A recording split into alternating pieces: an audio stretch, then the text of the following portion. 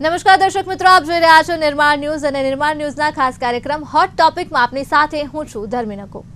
આજના જો વિષયની આપણે વાત કરીએ તો મિત્રો, જે પ્રમાણે આધુનિક સમયમાં ડિજિટલાઇઝેશન વધ્યું છે અને ડિજિટલાઇઝેશનના કારણે જે પ્રકારે માનવીનો સ્ક્રીનિંગ ટાઈમ વધી રહ્યો છે, સ્ક્રોલિંગ ટાઈમ વધી રહ્યો છે અને જે પ્રકારે માણસ સ્ક્રીનની સામે પોતાનો સમય વિતાવી રહ્યો છે, તેના કારણે ક્યાંક ને ક્યાંક હવે માનસિક અને શારીરિક જે બંને સમસ્યાઓ છે તે મનુષ્ય તેની સામે આવી રહી છે અને તેના કારણે જ હવે આ ડિજિટલ જે સમસ્યા આપણી સામે આવી છે, આપણા સમાજમાં આવી છે, ત્યારે આ ડિજિટલ સમસ્યાને પહોંચી વળવા માટે આધુનિક નિરાકરણ એટલે કે ડિજિટલ ડિટોક્સ જે છે તે આપણી સામે આવ્યું છે અને આજે તેના ઉપર જ ચર્ચા કરવી છે કે જે ડિજિટલ ડિટોક્સ છે એટલે કે ચોક્કસ સમય માટે સ્ક્રીન ટાઈમથી દૂર રહેવું, ફોન હોય, કોમ્પ્યુટર હોય, ટેબ્લેટ હોય કે કોઈ પણ ડિજિટલ ગેજેટ્સથી અમુક ચોક્કસ સમય માટે દૂર રહેવું, તેને કહેવાય છે ડિજિટલ ડિટોક્સ। અને ડિજિટલ ડિટોક્સના પણ કેટલા પ્રકારના ફાયદાઓ છે તેને લઈને પણ આપણે ચર્ચા કરીશું। ત્યારે હાલ આજનો આધુનિક જે આપણી પાસે સમસ્યા સામે આવી છે તેમાં આધુનિક જે નિરાકરણ આવ્યું છે તેના ઉપર પણ આપણે ચર્ચા કરીશું અને આ ચર્ચા કરવા માટે આપણી સાથે જોડાયા છે ડોક્ટર જ્યોતિક ભચે, જેઓ મનોચિકિત્સક છે, અને આ સાથે જોડાયા છે કાવ્ય ચોકસી, જેઓ ટર્નિંગ પોઈન્ટ સમુદાયના ઉપપ્રમુખ છે। સૌપ્રથમ આપ બંનેનું હાર્દિક સ્વાગત છે। સૌથી પહેલા ડોક્ટર જ્યોતિક, હું આપની પાસેથી જાણવા માંગીશ કે જે પ્રકારે ડિજિટલાઇઝેશન વધી રહ્યું છે અને સ્ક્રીનિંગ ટાઈમ વધી રહ્યો છે તેનાથી માણસના માનસ ઉપર કેટલી ગંભીર અસરો થાય છે?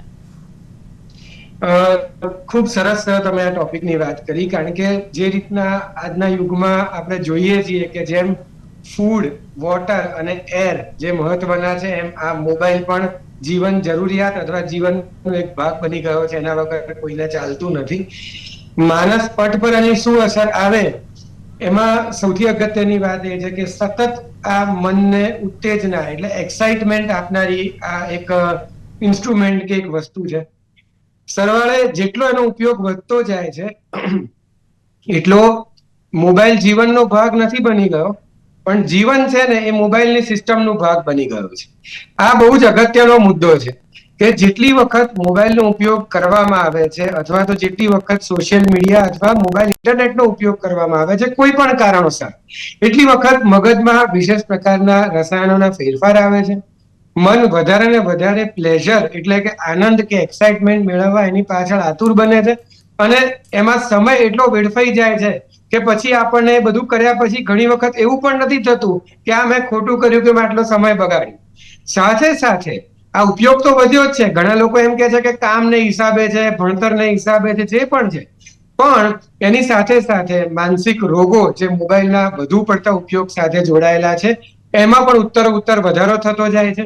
બાળકોમાં અટેન્શન કોન્સન્ટ્રેશનના ઇસ્યુ, મોટામાં મૂડ સ્વિંગ, ઇરિટેબિલિટી અને ઘરડા લોકોમાં યાદશક્તિની પ્રોબ્લેમો પણ હવે આ મોબાઈલની સાથે જોડાયેલી છે। ટૂંકમાં વાત એ કરું તો મનને છે ને મોબાઈલે બધી જ બાજુથી ઘેરી લીધું છે।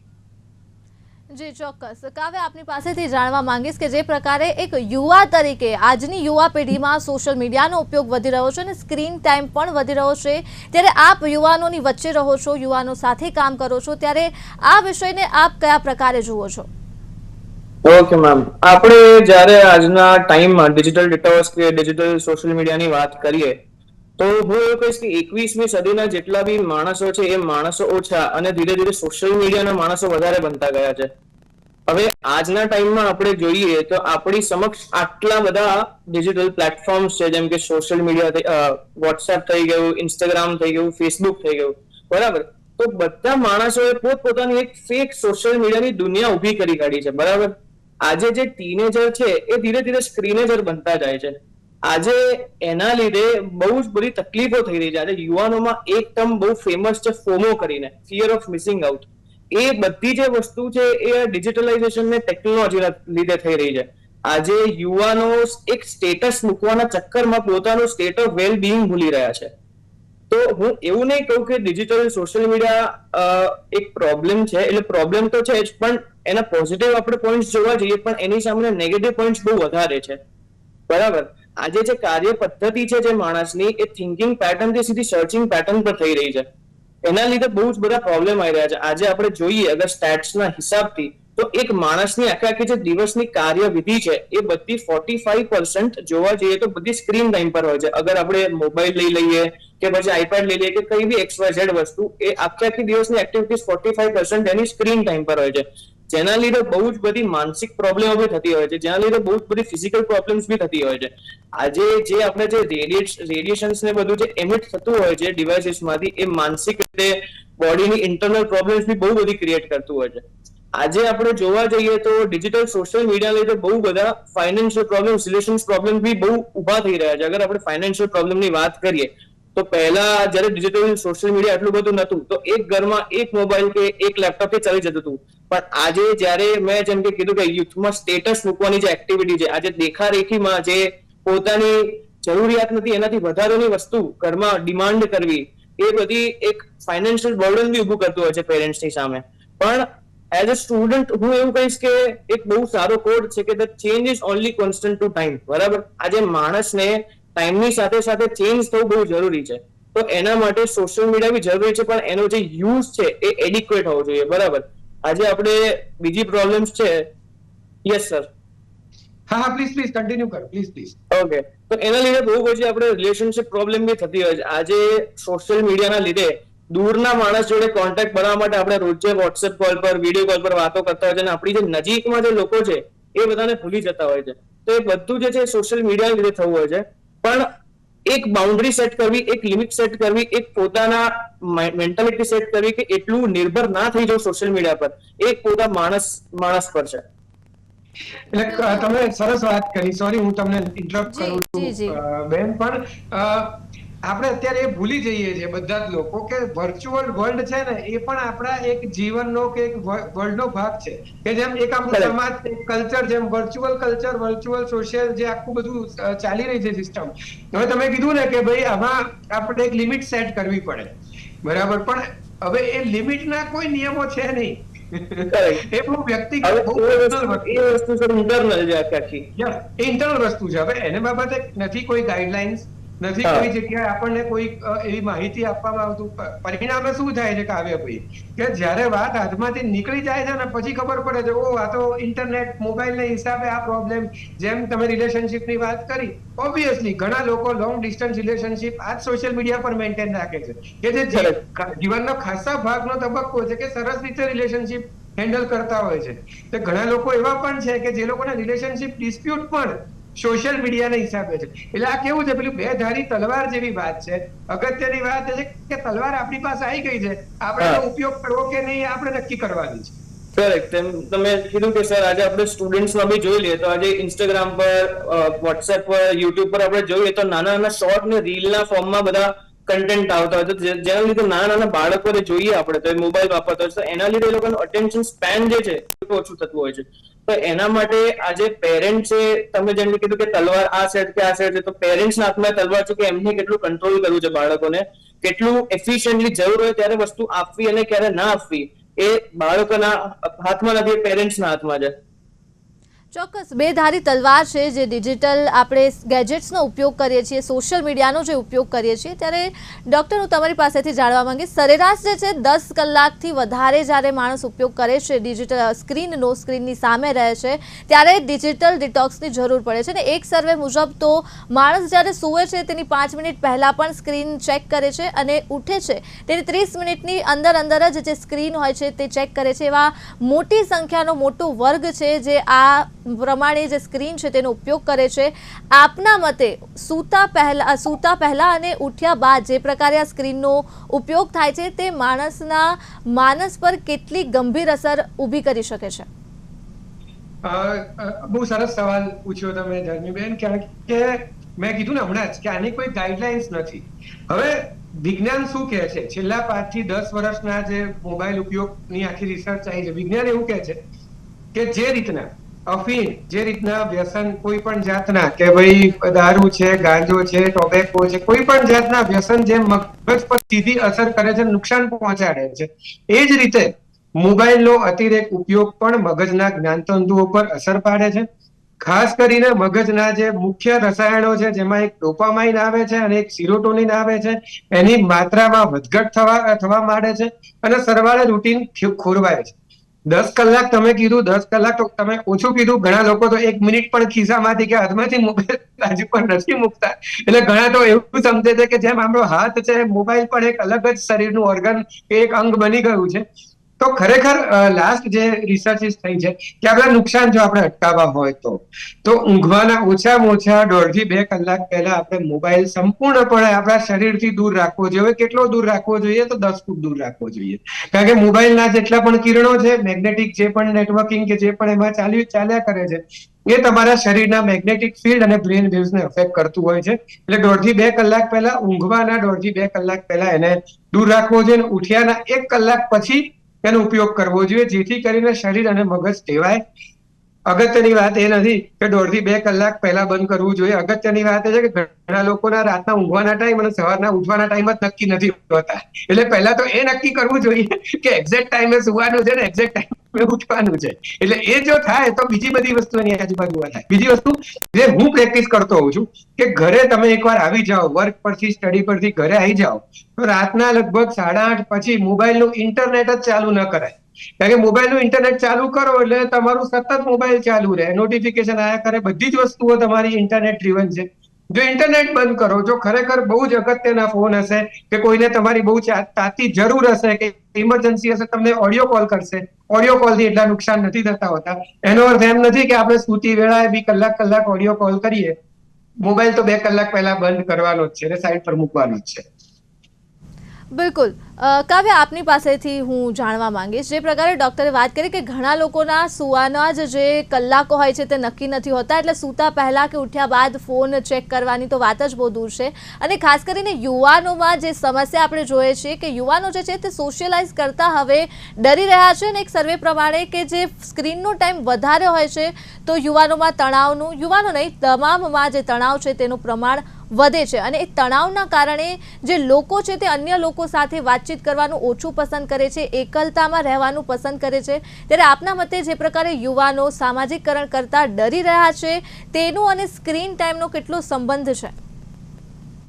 100% મેમ. આજે જેમ સરે કીધું કે આપણે સૂતાના 1-1.5 કલાક પહેલા મોબાઈલ મૂકી દેવો જોઈએ અને સવારે પછી અમુક કલાક પછી વાપરવા જોઈએ. હવે આજના ટાઈમમાં આપણે જોવા જઈએ ડિજિટલ સોશિયલ મીડિયાને, તો ઘણી વાર ગુડ મોર્નિંગ ને ગુડ નાઇટ બી મોબાઈલ પર જ થતું હોય છે. એક ઘરમાં રહેવા છતાં લોકો એકબીજાને ફિઝિકલી નથી કહેતા અને ઓનલાઈન વોટ્સએપ પર ટેક્સ્ટ કે ભાઈ ગુડ મોર્નિંગ, ગુડ નાઇટ, એવી રીતે. કરેક્ટ. અને મેં જેમ કે પહેલા મેં મેન્શન કર્યું કે યુવાનોમાં એક બહુ વર્ડ ફેમસ થયો છે કે જે ચાલી રહ્યો છે ફોમો કરીને, ફિયર ઓફ મિસિંગ આઉટ. બરાબર. એ બધું છે જે ડિજિટલ સોશિયલ મીડિયાના લીધે થઈ રહ્યું છે. આજે લોકોની જે સ્ટોરીઓ મૂકવાની આદત, સ્ટેટસ મૂકવાની આદત જે છે એ બહુ ખરાબ છે. આજે નો ડાઉટ કે યુ શુડ બી અપડેટેડ, ટાઈમની સાથે તમારે ચેન્જ થવું જોઈએ. પણ એ બધી વસ્તુઓ તમારા મેન્ટલ વેલબિંગને બહુ અફેક્ટ કરે છે.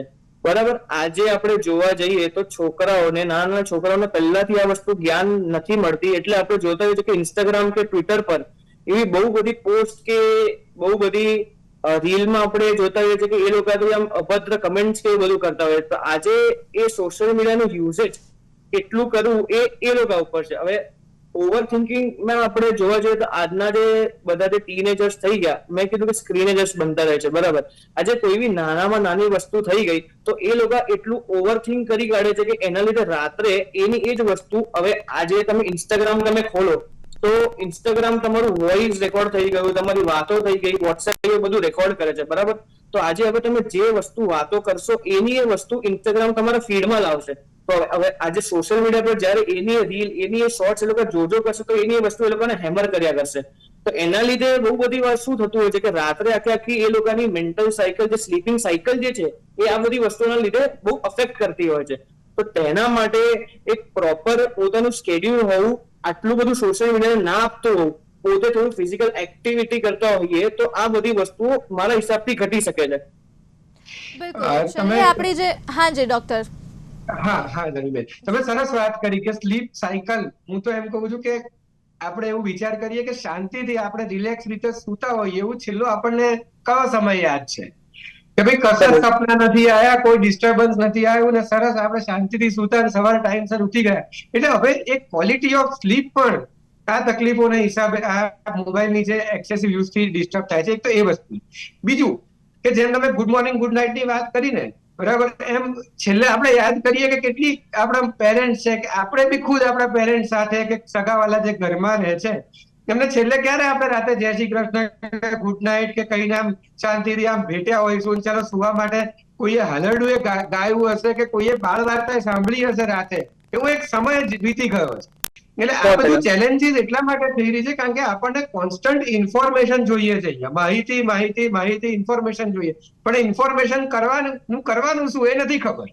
એટલે એને હિસાબે શું થાય છે કે કોન્સ્ટન્ટ ઇન્ટરનેટ સર્ચ એન્જિન પર સર્ચ કર્યા કરીએ. આજે કોઈને રાતે ઊંઘવાની બેડ ટાઈમ સ્ટોરી બી કરવી હોય ને તો યાદ નહીં આવે કે કઈ સ્ટોરી કરવાની છે, એ પણ એ સર્ચ કરશે સર્ચ એન્જિન પર, અને એને હિસાબે મગજ સતત ઉત્તેજિત રહે.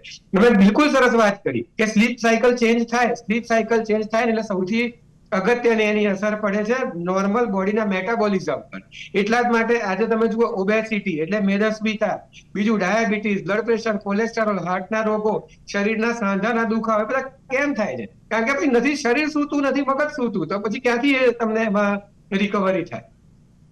બિલકુલ. છેલ્લે હું આપ બંને પાસેથી જાણવા માંગીશ કે જે પ્રકારે આપણે આખી ચર્ચા કરી છે કે જે સમસ્યા છે અને તેનું નિરાકરણ છે ડિજિટલ ડિટોક્સ. એટલે હવે ડિજિટલ ડિટોક્સ એટલે જે પ્રકારે ડોક્ટર આપે જણાવ્યું કે ન માત્ર ખાલી સ્ક્રીનથી દૂર રહેવું, પરંતુ જ્યારે આપણે સ્ક્રીનથી દૂર રહીએ છીએ ત્યારે આપણે આપણા સગાવાલાને મળીએ, આપણને ઘણીવાર એ પણ ભૂલી જાય છે કે આપણે છેલ્લે આકાશ શાંતિથી ક્યારે જોયું હશે, કુદરતને શાંતિથી ક્યારે માણ્યું હશે, સૂરજને શાંતિથી ક્યારે જોયો હશે, અથવા તો આથમતા અથવા તો ઉગતા સૂરજને આપણે છેલ્લે ક્યારે જોયો હશે. તે એવી પણ કેટલી બધી આપણી ઘટનાઓ છે, ઘણી એવી આદતો છે જેને આપણે વિકસાવી શકીએ છીએ.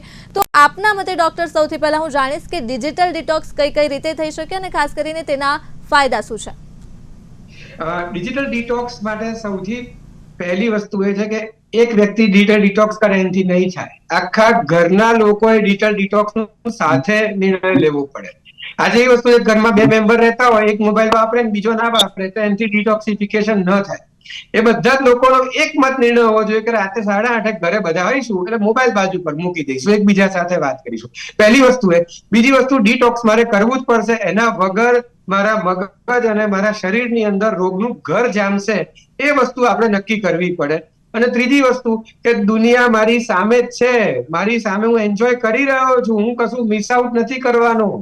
એ વસ્તુ જે છે એ કોન્સેપ્ટને બદલવો પડશે. જે તમે કીધું ને ફિયર ઓફ મિસિંગ આઉટ, કે હું રહી ગયો, ભાઈ તમે ક્યાંય નથી રહી ગયા અને લોકોએ તમારાથી નથી રહી ગયા, એ કોન્સેપ્ટ મગજમાં ક્લિયર કરવો પડે.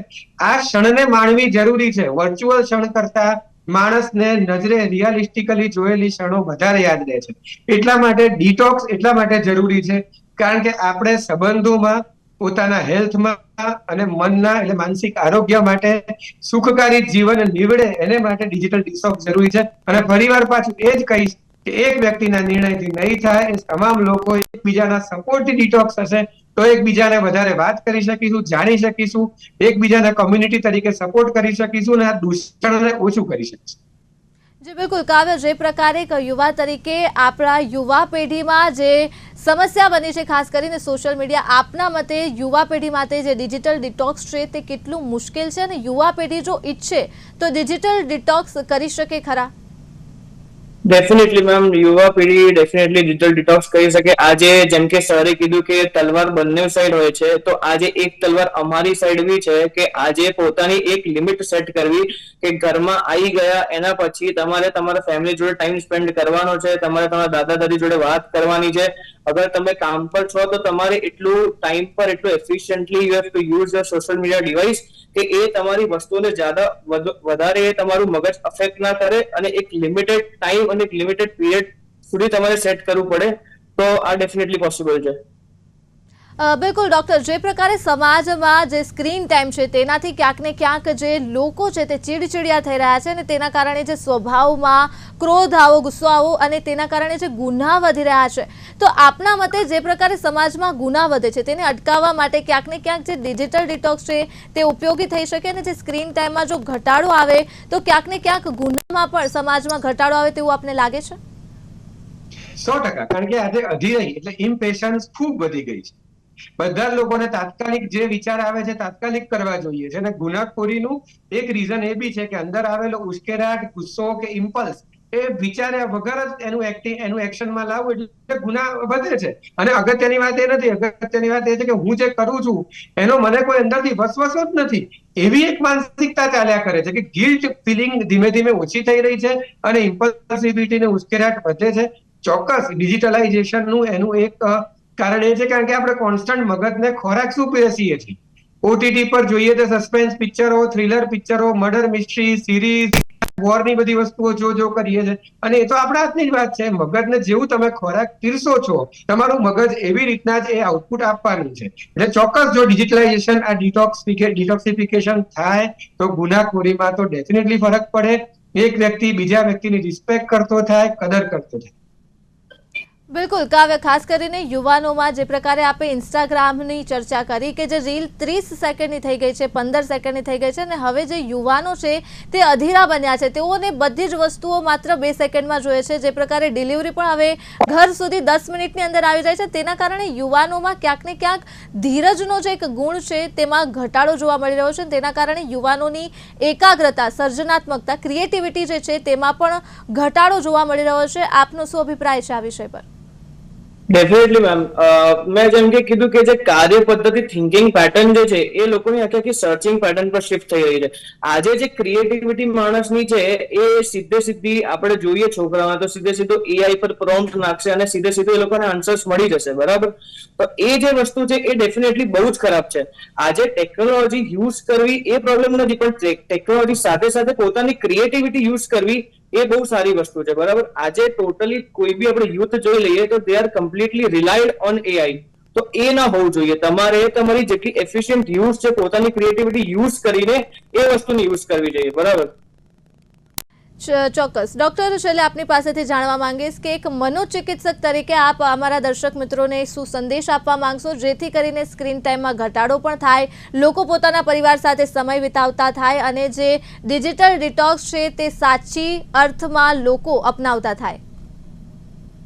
પોતાના મનને તમારે ખૂબ મહત્વ એટલે પ્રાયોરિટી આપવી જોઈએ. બીજો સમયને તમે પ્રાયોરિટી આપવી જોઈએ. અને આપણી સાથે રહેનાર લોકો એ આપણા જીવનના મોસ્ટ ઇમ્પોર્ટન્ટ લોકો છે, મોબાઈલ ઇમ્પોર્ટન્ટ નથી. આટલી વસ્તુ સમજવી જોઈએ. બિલકુલ, આપ બંને અમારી સાથે જોડાયા તે બદલ ખૂબ ખૂબ આભાર.